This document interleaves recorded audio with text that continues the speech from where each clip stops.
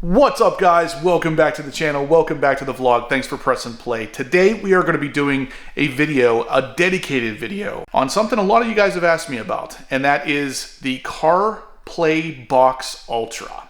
We talked about this a little bit in my C7 Corvette ZR1, and I got a lot of questions from you guys about this thing and how it could be used on the C8 Corvette. So we're going to dive all into this thing, like everything. Specs, I'm going to show it in use, everything you need to know about this device. Now, this will let you watch Netflix, Hulu, Google, YouTube, even listen to Spotify and some of the YouTube stuff. Everything you want to do on the internet, this thing will let you do in your C8 Corvette. Let's talk about it. All right, so first and foremost, like I said, this is the CarPlay Box Ultra. So as you can see, it's kind of disc shaped. It's got a USB-C to a USB-A cord, but it also comes with a USB-C to USB-C, whichever one you want to use. The C8 Corvette can use either one, actually, so we're good there. Now, on the box itself, what you're going to want to note is a couple things. Number one, it lights up. The top here, you can change what color it lights up, but it can light up and give you kind of a disco vibe on the inside of your car if you want that. If not, we can turn that off, but I'll show you the settings on that. The other thing you want to note is the bottom is vented. I don't believe there's a fan in here, but you do want to make sure that this thing is in some sort of vented area where it's not going to get too hot. Next thing is on the side here, we have two different ports. So this is interesting because the top port there is for a micro SD card. So if you have video files or music files you want to add on to it, you can put an SD card right in there. Right below it is a SIM card slot. So if you want to go crazy with this thing and make sure that this thing always has an internet connection, you can actually sign this thing up on your cellular data plan to make sure that this is able to get data from something other than your cell phone if you want to go that route. For me, it's not quite that important. I'm at my house right now, so I'm going to be able to show you this connected to my home Wi-Fi. But if you were out on the go, you would connect it to your mobile hotspot, or if you're a baller, you're going to put a SIM card in there from your particular wireless carrier. So let's go ahead and hook this up in the car and dive into the options because, guys, this thing is packed full of options. So here we are in the C8 Corvette, guys. What you're going to want to do is come into the center console here, and right there you can see the USB-A port, or beside it the USB-C port. Whichever one of these two you want to plug it into, you'd be good to do so. So let's go ahead and get that plugged in there, and then we're ready to move on. So before I turn on the car and show you all of the programming options, I want to talk a little bit about the hardware. These kind of things have been in existence for a while, but they almost always have some sort of problem with lag because they're not using a fast enough CPU or enough RAM.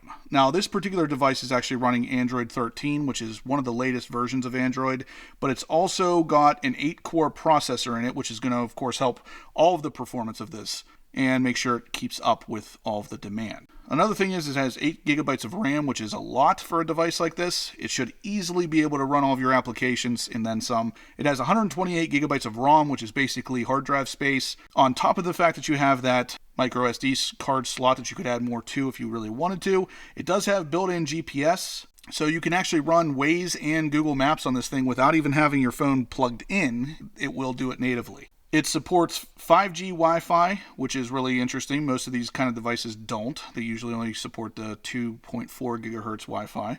That just means it's going to have a higher throughput.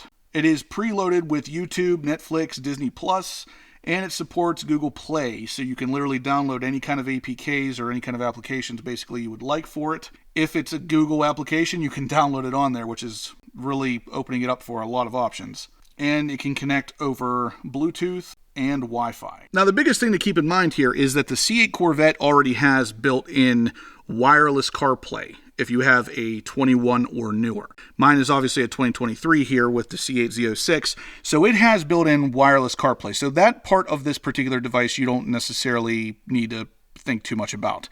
This will give you wireless Android Auto or wireless CarPlay if you have a car that only supports wired CarPlay or Android Auto. This will allow you to have the wireless version as well, which is what I was using it on my ZR1 for. Now, that part doesn't really matter too much for the C8 guys as long as you have a 21 or newer. This will function just the same as your built-in wireless CarPlay would. So, what we first have to do is turn on the car and get this set up and get our phone paired to it. So here's the screen we're presented with. It wants me to know basically if it's going to start with Apple CarPlay from the in-car link max it's showing, which is of course our CarPlay Ultra box. But what we're going to do is go ahead and hit confirm and then continue. Here's what we're getting. So this is the initial setup screen. So this has an operating system of its own. Like I said, it is the Android Auto, but it will automatically open up to Waze, which is something I set it to do. And from here, you would just log in if you want this to set you on your way with Waze without even connecting a phone. So for now, we're going to go ahead and skip this. And all you have to do is just touch on the screen, and then it's going to give you all these options up here. We're going to go home. Now we're back to the home screen where we can literally slide through this. And before I could even finish that, it automatically connected to my phone because I have had this connected once before. So as you can see here, this is your normal Apple CarPlay. I can go into the settings here and scroll through all my applications just like you normally would. Responsiveness is pretty much identical to how it normally is. Now from here, what we would do is go to this little area here and select car. This is going to take us back out to the operating system of the CarPlay Box Ultra. From here, you can see we are now looking at some Android applications. This is all of the Android stuff that's installed on the device without your phone being connected. So we're going to go ahead and kind of start from the top here. From the top left, we can see gallery. If we touch gallery, of course, that's going to open up something where we could view pictures. Now, obviously, if you have pictures on your micro SD card, find some pictures here. If you don't, you're not going to find any pictures. That's what we're seeing here. So touch on this display here. There are some preloaded wallpapers and stuff, but you're going to get this little icon up here at the top. If you touch anywhere, and that will allow you to then go back, go home, delete, a couple different options there. So here's back at home. Obviously, we have down here a Spotify account. If we had one, we could select that, start listening to music. The Google Play Store, same kind of thing. You select that. If you are logged into your Google account, it will allow you to start downloading different APKs, which are basically applications for Android. Right beside it, we have YouTube Music. So we could open that up and start listening to music right from YouTube. We have a contacts list here. If you had any of your contacts, this is all on the device, by the way, guys. This has nothing to do with my phone at this point. So if you wanted to store contacts to this device, you could do that. You could also make phone calls from this device if you had a SIM card in it, as well as load any of your data right from the cellular network. Beside that, we obviously have YouTube. Of course, that's kind of important for a guy like me, but nonetheless, it's there for you to watch and do stuff with in your car. Beside the Spotify, we have a system update option, so we can, of course, keep this thing up to date. We have Google beside that, which will allow you to Google things, show your weather, all that good stuff. Beside that, we have the LED option, which I told you we were going to talk about. So right now I have these turned off, but if you press the power button there in the middle, I now have it on. As you can see there, it's just kind of cycling through a couple different colors, but I can choose what color I want it to be. So if I touch red and then press the power button there, it then turns to red. So you can press the power button and get a couple different options. As we cycle through all of them, one of them looks kind of like a wave, which is right there. And that one will literally just kind of dance in a couple different colors. I'm going to get this kind of close for you to see. Yeah. So I choose to just leave that off because I didn't really want it making a big thing because I'm probably going to be putting it in the center console anyway. So I just leave it off. But you do have some options over here where you can put it in daytime mode, nighttime mode, whatever it is you want to do as well, or auto. Not that this is a giant function of this, but it is something to mention. From there, we'll go ahead and select back up at the top. Now we're back to the main screen again, where you can select the music player. Again, if you had music on this device or on an SD card, this is where you would see the option to play some of your own music. I don't have any on here, so we're not going to see any there, but that's where your SD card would come in. So we would then slide over to the right again.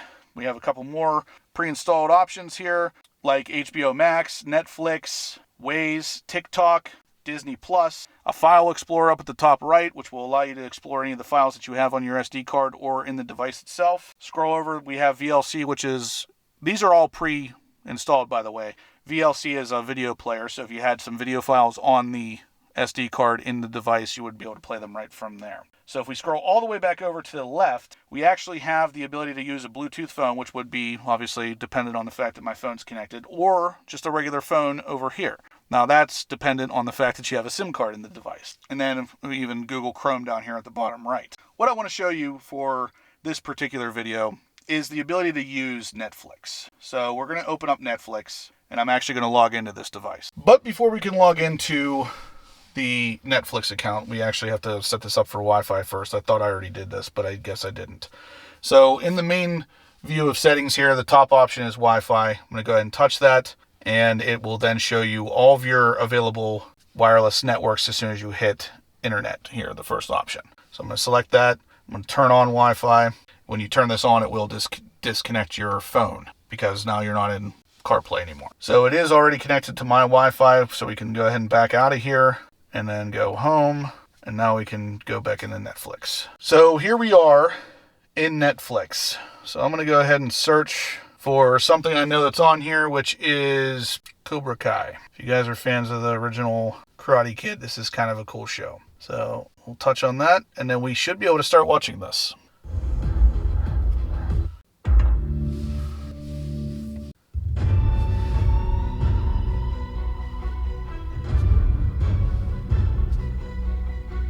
Actually, can we turn up the screen brightness? There we go.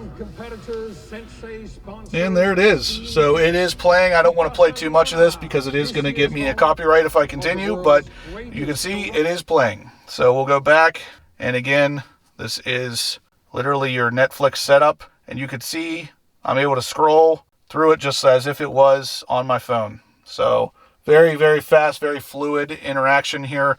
But I would get out of it the same way, press the little button there, and then go back home. So now that we're back home, let's open up YouTube. Something I know that won't give me too much of a copyright is if I search for myself here and play some of my own videos, but you'll be able to tell, again, that we're able to do this. So my latest video about the C8 Corvette Z06 not doing so hot at the Nürburgring. Let's go ahead and open that up. And hey, look at that. We're hit with an ad. How about that?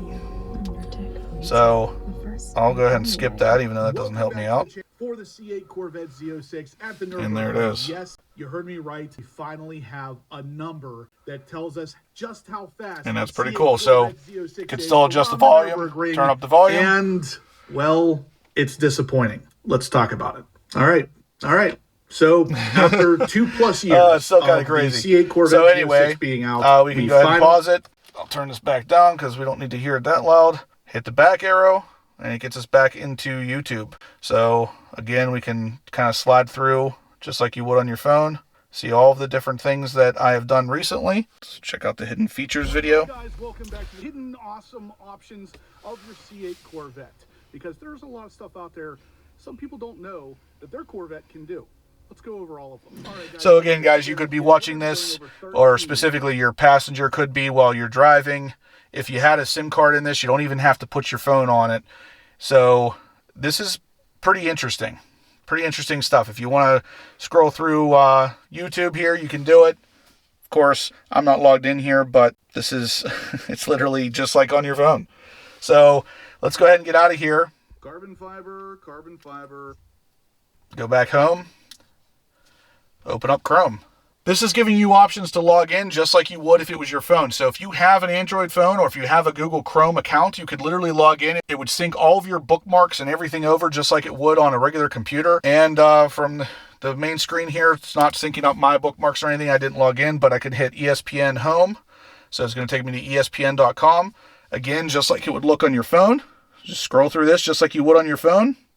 And you got all of your options right here. But anyway, that's it. You can go back home, go to Amazon if you want to do some shopping while you're in your car. I mean, this thing, there's literally no ends to what you can do with this. It literally is a phone in the car. So, yeah, really awesome. Netflix, Disney Plus, Spotify. And again, all this stuff is on the device. It's not even on my phone. If I wanted to get into the CarPlay aspect, all I'd have to do is select CarPlay. And then it will pull up my phone and it will go right into wireless CarPlay just like it would with your car normally. I think that's pretty much it. I don't want to harp too much on this. Let's jump into settings actually real quick. I do want to show you some settings in here. So we already kind of looked at the Wi-Fi options. You have your Bluetooth options again for pairing to your phone and everything. Date and time, you want to make sure it's set up for the right time zone and all that good stuff. Your display settings. You can actually change the launcher style type. The one that I have is style 1. If you go with style 2, it looks more like a CarPlay kind of setup. So it looks more kind of up to date, I guess. You can have a bunch of different stuff displayed all at once. Down in the bottom right hand corner here, you can actually see it has your Wi-Fi logo, Bluetooth, and the current time. And if you come all the way down here to the bottom left, if we hit that little button, it'll take you back into the entire applications list. But let's go back into settings again. I actually like the style 1 just for this particular setup because it just takes you right to the icons and stuff like that. So we can actually split the apps here. I had it set where Waze was on the left and then a media player was on the right, but you can set it up however you want. You can have your navigation set up here. I chose, again, the navigation app is set to Waze.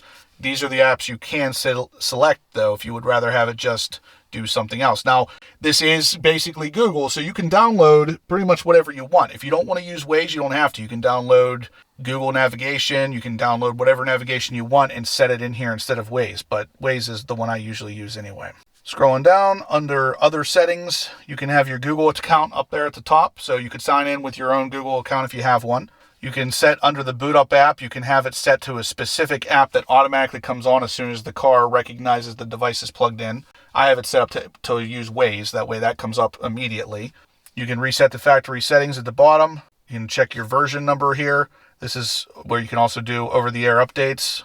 Let's see for giggles if there is an update available.